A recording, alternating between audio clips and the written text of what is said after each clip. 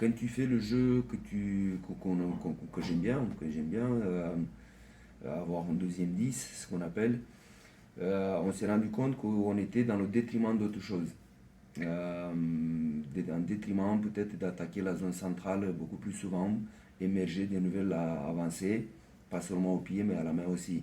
Donc il nous a manqué ça. Donc aujourd'hui, je pense qu'encore on est à la recherche de ce type de joueur qui est capable aussi d'être fort sur les collisions, faire avancer l'équipe à la main, au pied. Donc j'ai toujours cette philosophie d'avoir un deuxième 10 où il est capable de déplacer le jeu, d'animer autour de 10 parce que le 10, on demande que c'est lui le cerveau, c'est lui le driver, le conducteur du camion, mais des fois, soit il a manque d'expérience, soit il est un peu court pris par des actions, donc il en faut un deuxième type qui prend le relais. Ça peut être un deuxième centre qui est un peu plus loin, ça peut être aussi le 15, on s'adapte. Les plans de jeu, les projets de jeu, ils évoluent, même si tu as une idée fixe de ton jeu, ce que tu veux mettre en place, il faut s'adapter aussi aux joueurs que tu les as. Si j'avais peut-être encore les joueurs, cette masse de joueurs tels que je le vois, ou peut-être que je peux revenir à ça.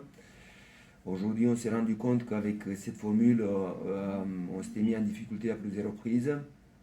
Donc on s'adapte. Et puis on a gagné des matchs et, en cette figure avec plutôt deux types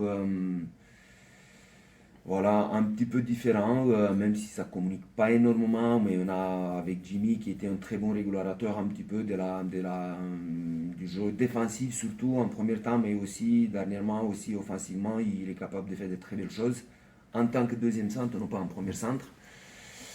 Et donc, on va avancer, on va s'approprier un petit peu les qualités de nos joueurs. Je reviens à ce que je disais, on joue avec les joueurs qu'on a et on se nourrit de leurs qualités et des choses qui doivent régler. Donc, pour l'instant, avec le type de 8 qu'on a, Didier, parce qu'il en fait presque tous les matchs, il nous émerge des avancées importantes sur le premier temps. Aujourd'hui, notre difficulté, c'est avoir la continuité sur un premier temps tel que notre numéro 8 il nous émerge. Et comment construire après ça.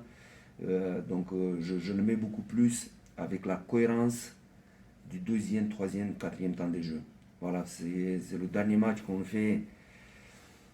Stratégiquement, on était pas mal, on était même bien parce qu'on a émergé de l'avancée sur les premiers temps.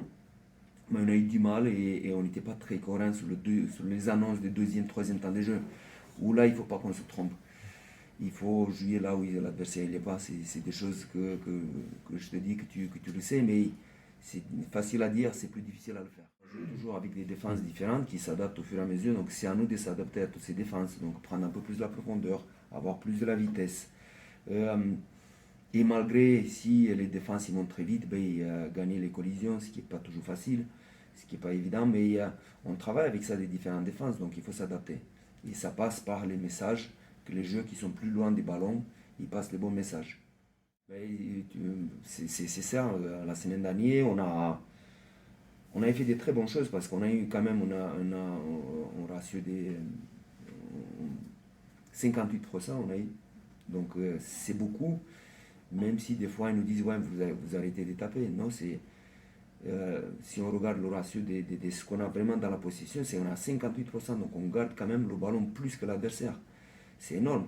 Ce qui n'était pas vraiment le cas peut-être en début de saison. On a eu des matchs, on était à 50-50, on était même à 45%. On était beaucoup dans la déposition après une bonne montée défensive et on était détruits un peu, on a marqué beaucoup d'essais. Là en ce moment, on a le ballon pendant longtemps, on n'est pas très efficace. Donc on va faire le tri, on est en train de voir où ce que, vous le savez, aujourd'hui c'est notre point fragile encore, ça reste parce qu'on n'est pas très performant sur la zone des marques. Donc sur ces pourcentages-là, il faut qu'on arrive à être un peu plus performant.